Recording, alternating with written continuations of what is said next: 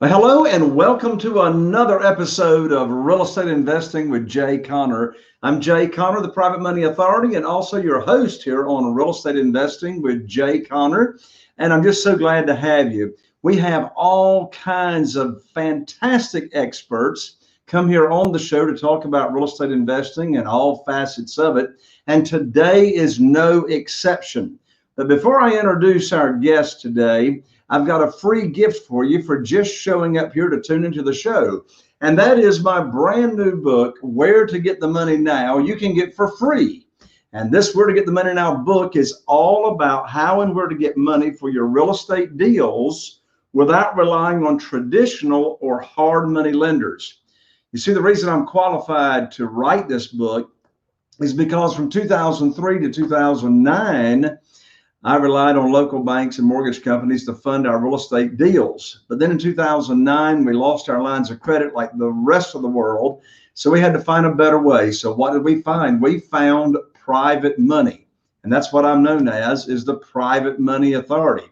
So we've got about 46 private lenders funding our deals right here in Eastern North Carolina. And my book will teach you exactly how to get funding for your deals and never miss out on another deal because you didn't have funding for your deals. So to get the book for free, go to www.jayconner.com/book, B-O-O-K. That's jayconner.com, jayconner.com/book, B-O-O-K. I am going to ask you to spend a couple of bucks to cover delivery, but it'll save you 20 bucks instead of going over there to Amazon to get it. So we'll rush this right out to you. Well, my guest today has got a fantastic and very interesting background in real estate investing. As a matter of fact, he has been investing all the way back since 2001. And I tell you, he's done just about everything there is to do in real estate. He's even experienced the crash firsthand like I did back in 2008, and both of us have lived to talk about it. So my guest has bought houses and real estate of all kinds. He's fixed, he's rented, he's sold, he's flipped. And in fact, he's been a lender on over 1,000 properties. He's personally looked at and evaluated over 10,000 deals, as a matter of fact. And in addition to that, he's built companies for profit. And just recently, he sold one of his companies that he built to a 100-year-old federally chartered bank. Now, here's what I want to talk about. He has moved on now to something else even beyond all that experience. And that is he's now into performing and NLP, or NPL rather, real estate notes. Now, with my guest's experience and the technology that he has, he can, instead of owning millions of dollars in assets, he can control millions of dollars in assets nationwide. So my guest is ready to show you how to be what he calls be the bank and invest in high yield, low risk, securitized real estate mortgage notes. He founded www.usanotepro.com. He'll talk more about that in a moment. That's an online portal that is designed for real estate and note investors looking to create and buy and sell mortgage notes secured by real estate. With that, I'm so excited to have as my guest today, Nick Legamaro, also known as Nick the Note Guy. Nick, welcome to the show. Jay, thank you. I almost fell asleep in that introduction, man. I tell you what, that was. Well, I didn't mean to put you to sleep. No, dude, I've heard it all. I've heard it all before. No, thank you, thank you so much. Hey, going back to the, before the crash. I mean, maybe people will start listening to us older guys now because of what could potentially be coming down the pike in the next year or two to come. So maybe they'll start listening to the older guys here, but we'll see. You know how these young whippersnappers are, man. They think they know everything. But hey. So Nick, first of all, give us your backstory. I mean, you got quite a bit of experience and history that goes way back. But what's your backstory, and how did you get into real estate, and what took you from where you were to where you are today? Yeah, I started out in the early 2000s, Jay, and back then, as you probably well know, there was not a lot of education available. I don't think I even had, I think there might have been one REI club. There surely weren't meetups. And all the data and information that's readily available to us today, you had to go down to the courthouse if you wanted to get anything. And I think even back then, the foreclosure listing service, I was in the Dallas-Fort Worth area. It came in you had to print it off on a piece of paper. So it was really on a, printed out. So it was really, really inefficient and very time consuming, to say the least. I started out doing, low end fix and flips because I didn't know really anything else. No one was there to teach me. And I got to, when the crash hit in 2007, 2008, 9, wherever you decide it starts, I was very fortunate to get out fairly unscathed. And then I took a little bit of time off. And when I came back in around 2010, there was plenty of information available now. There's educators and influencers, and their social media was starting to become more prevalent, and just data was just so much more readily available. But I knew that I wanted to be in real estate because it was fun, first of all, even though I had a little bit of a setback.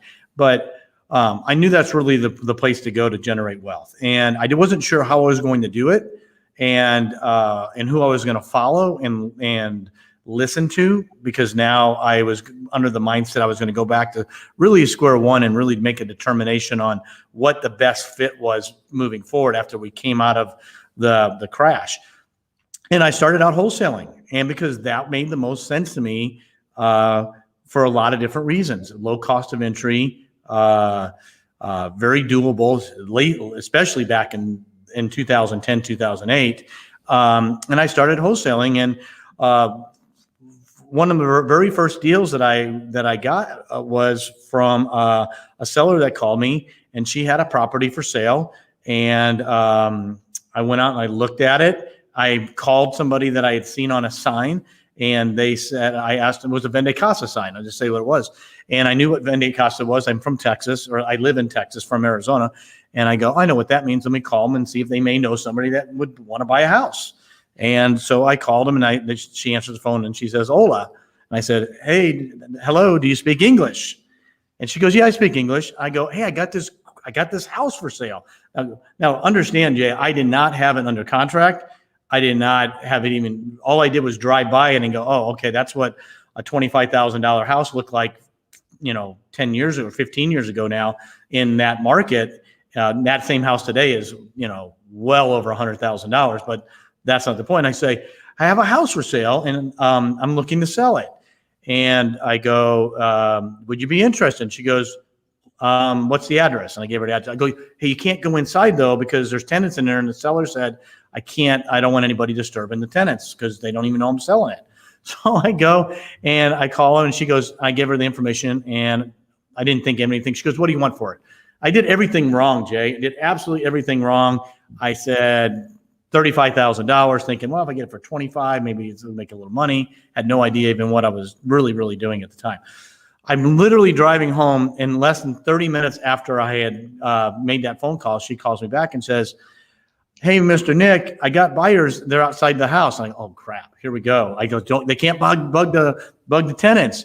And she goes, well, they're not. They're just looking around the outside. And she goes, since they can't even get inside, they go, they want to make you an offer for $32,000. And I said, $32,000, like I was offended, right? It's like, it's not even my house yet. And I go, well, let me see what I can do. So I called the seller back, and I told her what I would be willing to pay. Long story short, I sold that house for cash for $32,000. And I paid the person that brought me the deal. I gave her another $2,000. So I made like $5,000, which, and those ratios are pretty good, not knowing what I'm doing. So I get another phone call, Jay, from the same list that I had sent out to. And this one's a little bit better of a house, and it's worth probably $50,000. Okay. And it was in better shape. And the lady had a divorce.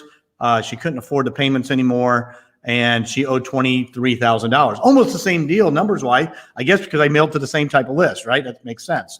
So I call Lydia up on the phone again. I go, hey, Lydia, I got another house.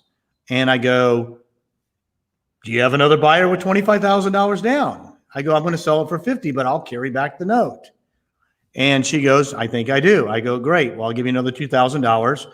Didn't make any cash on that deal, Jay, but and I wrote a stellar 5% note for $20 or $25,000. And it's like, now I go, man, why was I thinking back then? And that's sort of how I got into the creative deal structuring. And since that point, we continue to do all kinds of creative financing deals. We buy notes, we create notes, we fix notes, we help others write notes. And what I've learned from this is everything starts with the deal. And that's why I wanted to bring this up and going back to the wholesaling side, because there's a lot of wholesalers out there right now and people that would like to wholesale, but I think they're missing a huge opportunity to come in and be a little bit more outside the box and create their own notes with somebody else's asset that they can control. And that's really what we do. We want to learn how to control real estate, not own it, because that's exactly what the banks do. And so that's what we're working on right now. So you sort of backed into this note thing. It sounded like you had that deal to where, you're wanting to sell it for 50, but the way to make the profit is you're actually having to carry financing to make that profit, right? Well, that's true. But here's the funny part about this, Jay, is that I didn't even think to ask if she had a buyer for $50,000. Didn't even think about asking that question, because I guarantee if I would have asked it, she probably would have said yes. And we probably wouldn't be sitting here on this show right now, because I would probably still be a wholesaling and not understand what I know today about creative deal structuring.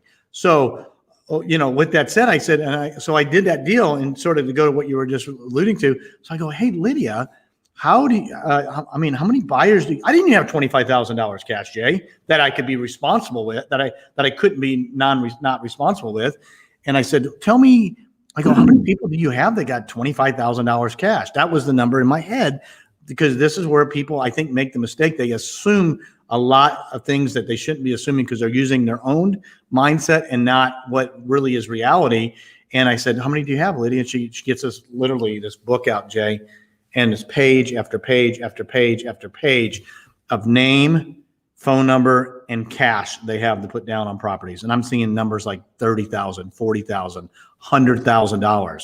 And right then I stopped thinking that I knew what other people had the capacity to do, because I kept putting them in the same box that I was in.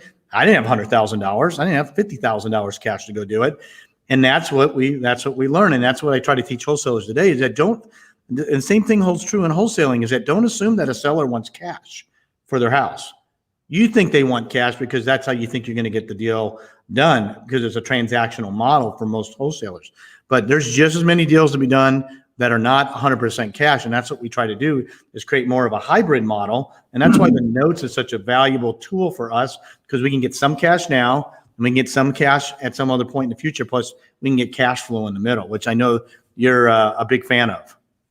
So are you using notes to, first of all, let's just make it really, really simple, just to make sure everybody that is tuning in here to the podcast, when you say you're doing a deal by using a note, tell everybody, what exactly does that mean? So there's different ways to get to that point. So if I'm going to create a note, for example, on a wholesale deal, and this is what I've done many, many, many times. So I'll buy the house, or I'll control the house either with cash, hard money, seller financing, whatever. It doesn't matter how I get it. And then I'll go out and I'll fix the house, or do some kind of rehab to it. It may only be paint, carpet. And then I create the finished product, and I go and I find, instead of selling it to a retail buyer, I go and sell it to a buyer that needs seller financing. And as a result, who would what's that buyer looks like? Who needs seller financing? Well, Jay, I will tell you this. A lot of people. And I would say the best way I can explain it is two ways. First thing I would tell somebody to do is go on Zillow, go into your market. I don't care what market is anywhere in the United States, and search a county for houses for sale. And Zillow will give you 3,000 houses. Okay. Then go into that same search criteria and change the search criteria and look for a number of houses that are offered with seller financing or owner financing. Okay. You do that same thing, that number goes down to maybe 15 or 20. Okay. So we're talking supply and demand here, and the number of houses that are available to be purchased on terms is extremely low. Now, fast forward, I think in your book you talk about this. Matter of fact, not to plug the book, but it's right here, and you can't really tell, but I've ear tagged or dog tagged about 45 pages in this. It's phenomenal, and anybody that is here needs to get the book and read it, regardless of what the cost is. So, thanks for finally getting that on the market. But where was I going with this? I got sidetracked with this. I think you talk about it in the book. I think you said maybe up to some high number of 70% of the population can't qualify for a traditional mortgage. That's right. Right around 80% can't go to the bank and get a mortgage. Yes. So that's where we are today. So if you have a limited amount of supply in the amount of houses that are available to be bought through seller financing, and 80% of the population can't qualify, that sounds like a good position to be in if I'm controlling the deal. Exactly. Now, do you ever buy a house with a note and then turn right around and sell it with a note? I do a lot of wrap mortgages. It's one of my favorite strategies, to be quite honest with you. I love, and I think that's where the real opportunity is going to come in once we come out of this forbearance period. And this, the banks will always get paid, Jay. There's no other way around it. They might not get paid today, and they might not get paid tomorrow, but they will get paid because they have the house as security for the loan that they made. And they might have to do a loan modification or deed in lieu or cash for keys, all those other strategies. But at the end of the day, the bank will get paid. What I think is going to happen moving forward, and this is where the private money comes into a big play in this, and this is where you can really help out a lot of people, is that what's different today than was in 2008 is that houses have a large amount of equity now. They didn't have that back then. There was a ton of short sales back then, and a lot of people that are investing today don't even probably know what a short sale is, if you want to know the truth. It's just don't see it. I mean, you can go search that on MLS and see what comes up at short sale, and you might be searching for a while because there's no reason to do a short sale if there's equity in the property. They might not get all of it out, but they're going to get some of it out. So where I see the opportunity coming in, and where the ability to buy something subject to an existing debt is, take for example, it's a $300,000 house, and the mortgage might be $200,000 left on it, okay? But that seller could be in a default situation or distress situation and can no longer make that payment. But there's still a large chunk of equity that has to come out of that deal. So if you want to come in and buy that property and do something on the wrap side, which we love to do, you're going to have some stack of capital to be able to go and buy a little bit of buy that equity position out of the way from the seller to be able to obtain that low interest debt that's so desirable in this model, if that makes sense. Yeah. So let's be really, really clear for everybody that's tuning in. And by the way, folks, I've got Nick Legamaro here, also known as Nick the Note Guy. His website is www.usanotepro.com, usanotepro.com. So let's be sure everybody understands. So when you're talking about doing a deal on a wrap, let's unpack that for a little bit. Okay. So when you're doing a deal on a wrap, you got two notes involved in this transaction. You got one note over here from the seller of a house. The seller of the house has agreed to sell it to you, Nick, your entity, your student's entity, whatever.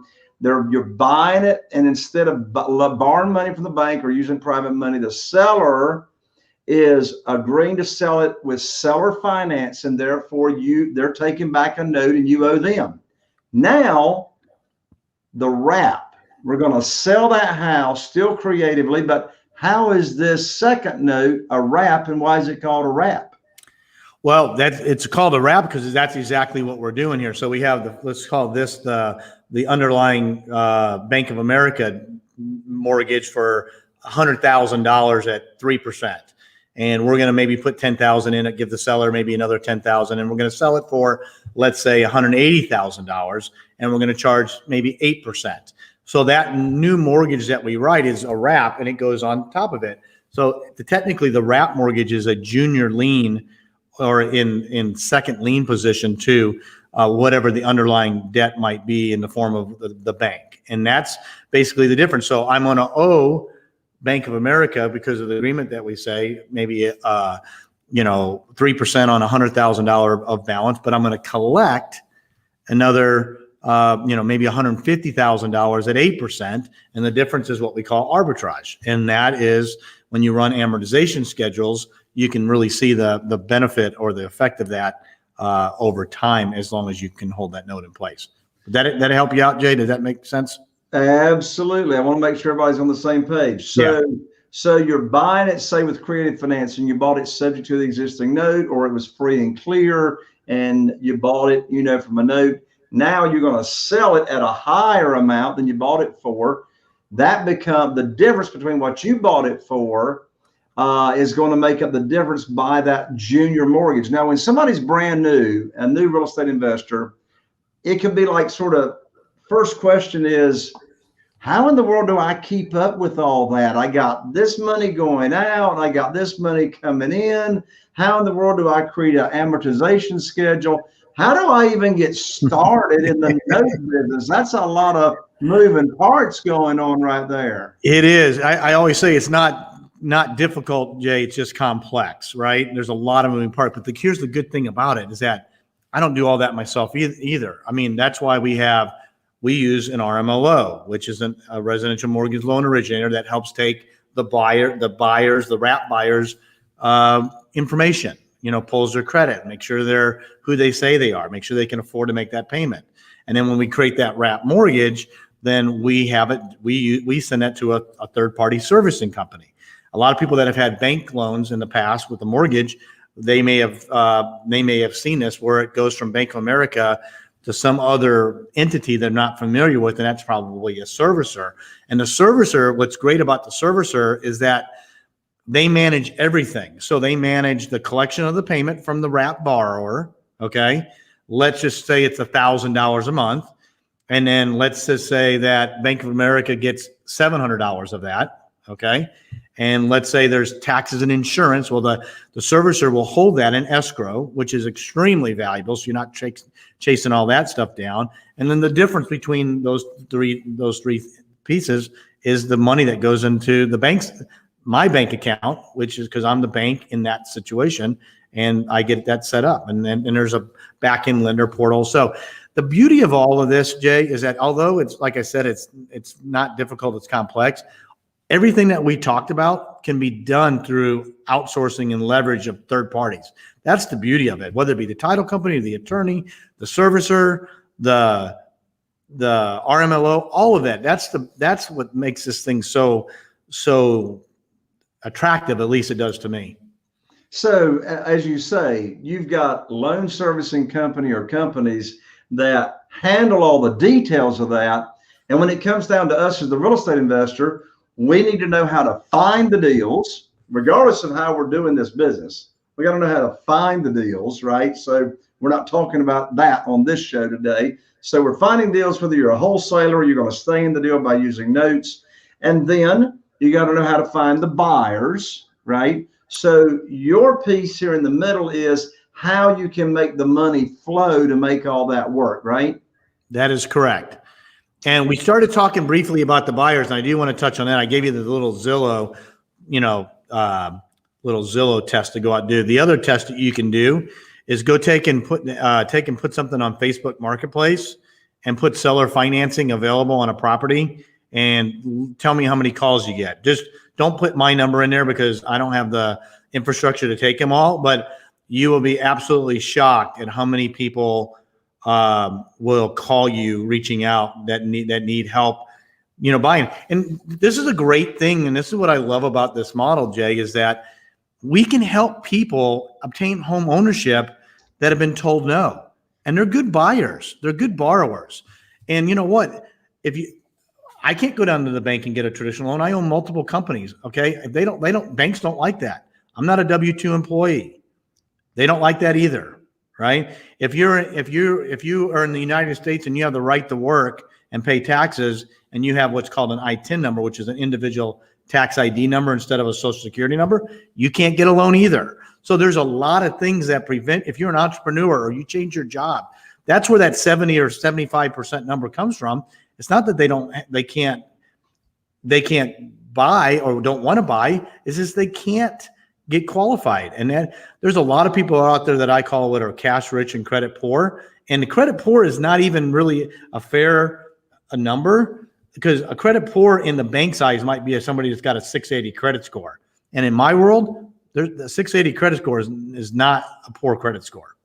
Nick, you had mentioned to me that don't you have an ebook or some beginning educational information on note buying at your website? Yeah, if they go to usanotepro.com and they can, I think there's a link up there that's called ebook.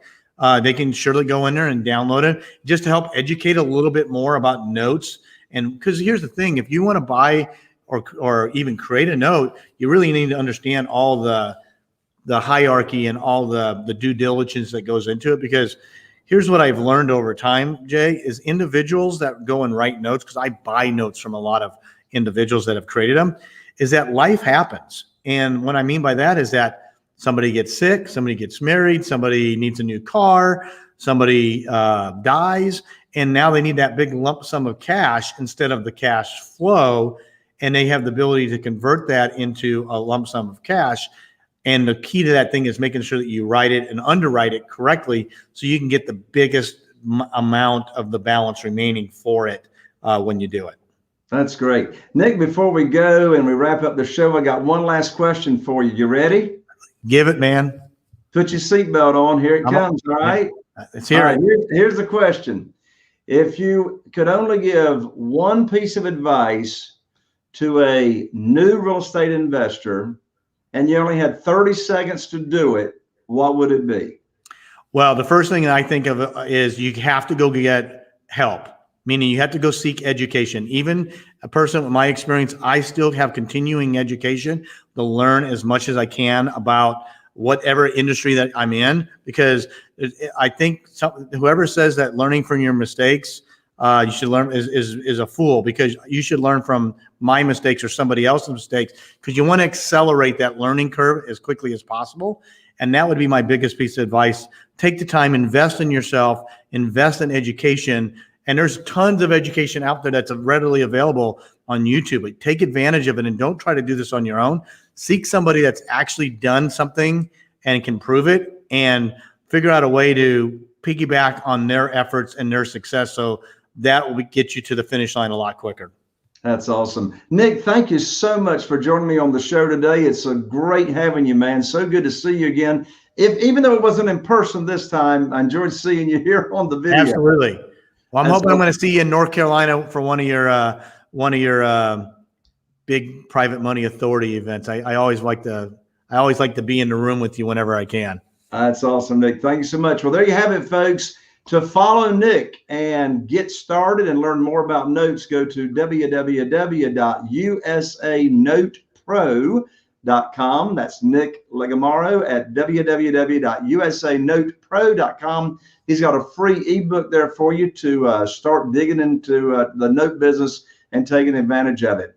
Thank you so much for joining us here on the show, everybody. If you have not subscribed, be sure and subscribe on the YouTube channel and hit that little bell so you don't miss out on future episodes. If you're listening to us on iTunes, be sure to like, share, subscribe. Be sure to give us a rate and a review. So good to have your feedback. I'm Jay Conner, the Private Money Authority, wishing you all the best. Here's to taking your real estate investing business to the next level, and we'll see you right here on the next show with Real Estate Investing with Jay Conner.